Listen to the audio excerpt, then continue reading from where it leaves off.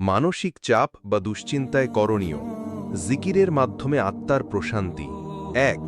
যদি তোমার দুশ্চিন্তা বা মানসিক চাপ আসে দুনিয়ার কারণে, জিকির লা ইলাহা ইল্লাল্লাহ অর্থ আল্লাহ ছাড়া কোনো উপাস্য নেই। ব্যাখ্যা: যখন তুমি অর্থ, ভবিষ্যৎ, চাকরি, পড়াশোনা বা পারিবারিক দায়িত্ব নিয়ে দুশ্চিন্তায় পড়ো, তখন মনে রাখতে হবে এই দুনিয়ার সব কিছুই ক্ষণস্থায়ী।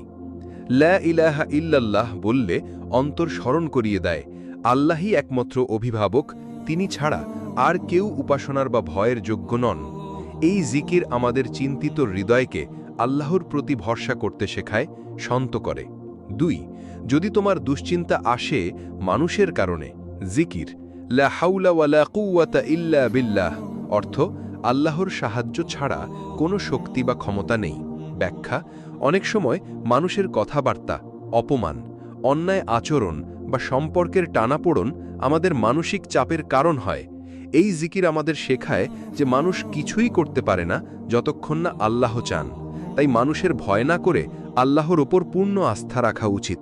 এটি অন্তরে শক্তি ও ধৈর্য এনে দেয়, অন্যের ওপর নির্ভরশীলতা কমিয়ে আল্লাহর ওপর নির্ভরশীল করে তোলে। ৩. যদি তোমার দুশ্চিন্তা আসে নিজের ভুল, পাপ বা খারাপ অভ্যাস থেকে, জিকির আস্তাগফিরুল্লাহ অর্থ আমি আল্লাহর কাছে ক্ষমা চাই। ব্যাখ্যা: কখনো নিজেরই ভুল সিদ্ধান্ত, অভ্যাস বা পাপ আমাদের শান্তি কেড়ে নেয়। এই জিকির আমাদের আত্মশুদ্ধির পথে নিয়ে যায়।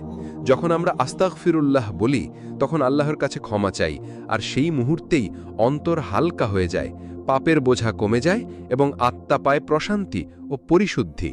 শেষ কথা, আসুন প্রতিদিন অন্তত কিছুটা সময় জিকিরে কাটাই। আল্লাহর স্মরণেই হৃদয় প্রশান্ত হয়, এটাই প্রকৃত শান্তির উৎস। আল্লাহ আমাদের সকল দুশ্চিন্তা, অস্থিরতা ও মানসিক ভার মুক্তি দান করুন। আমিন ইয়া রব্বাল আলামিন।